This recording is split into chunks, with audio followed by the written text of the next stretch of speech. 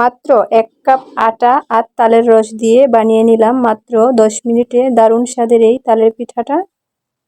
বাহিরটা ফুলকো মুচমুচে, ভিতরটা জুসি। দারুণ স্বাদের এই পিঠাটাকে যে কেউ তৈরি করে নিতে পারবেন মাত্র 10 মিনিটে। সম্পূর্ণ রেসিপিটা শেয়ার করছি, ভিডিওটা দেখার অনুরোধ রইল। প্রথমে নিয়ে নিচ্ছি ঘন তালের রস, দিয়ে দিচ্ছি পর্যাপ্ত পরিমাণ চিনি, স্বাদ অনুযায়ী লবণ দিয়ে দিচ্ছি।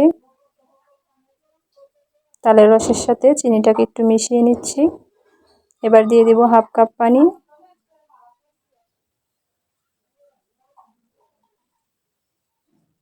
চিনির সাথে তালের রসটাকে মিশিয়ে নিলাম। এবার চুলায় বসিয়ে দিচ্ছি। লো হিটে তালটাকে ফুটিয়ে নিতে হবে।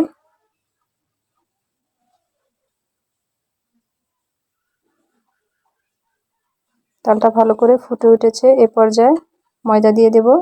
এইভাবে উপর থেকে ময়দা দিয়ে ভালো করে ডোটাকে মিশিয়ে নিতে হবে। একটা রুটির ডো তৈরি করে নেব। এবার চুলার জাল অফ করে রেখে দিচ্ছি ঠান্ডা হওয়ার জন্য। কিছুক্ষণ পরে ঠান্ডা হয়ে গেলে এই পর্যায়ে খুব ভালো করে মথে নিতে হবে।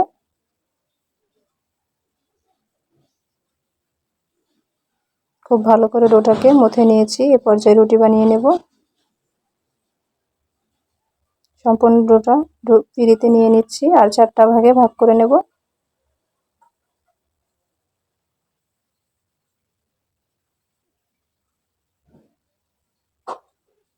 সমান করে 4 ভাগে ভাগ করে নিচ্ছি। এবার একটা করে ডো নিব আর রুটি তৈরি করে নেব। উপর দিয়ে সামান্য আটা দিয়ে বড় সাইজের একটা রুটি বানিয়ে নিচ্ছি।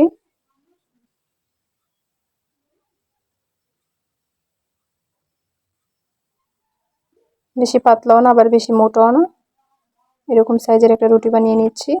আর নিয়ে নিচ্ছি ছোট ডিব্বার একটা মুখ। এই মুখটা দিয়ে এইভাবে চেপে চেপে গোল গোল করে পিঠার শেপ দিয়ে নিচ্ছি। একইভাবে সবগুলো পিঠা আমি তৈরি করে নেব। কড়াইতে তেল দিয়ে দিচ্ছি। তেলটা খুব ভালো করে গরম হয়ে গেলে এইভাবে আমি পিঠাগুলো ছেড়ে দিচ্ছি।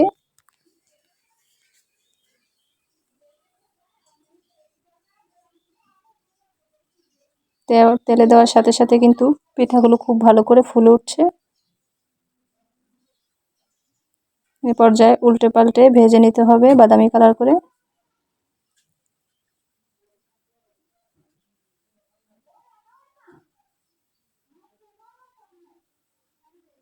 গাঢ় বাদামি কালার হয়ে গিয়েছে। এই পর্যায়ে তুলে নিচ্ছি। খাতার কাগজ বাকি টিস্যুতে এক্সট্রা তেলটাকে ঝরিয়ে নিতে হবে। একইভাবে পরের পিঠাগুলো ভেজে নিচ্ছি। তৈরি হয়ে গেল মাত্র 10 মিনিটে আটা আর তাল দিয়ে দারুণ স্বাদের এই পিঠাটা। ভিডিওটা ভালো লেগে থাকলে একটা লাইক করে দিবেন। চ্যানেলে নতুন হলে চ্যানেলটা সাবস্ক্রাইব করার অনুরোধ রইল। আজকের মতো বিদায় নিচ্ছি। আল্লাহ হাফেজ। আসসালামু আলাইকুম।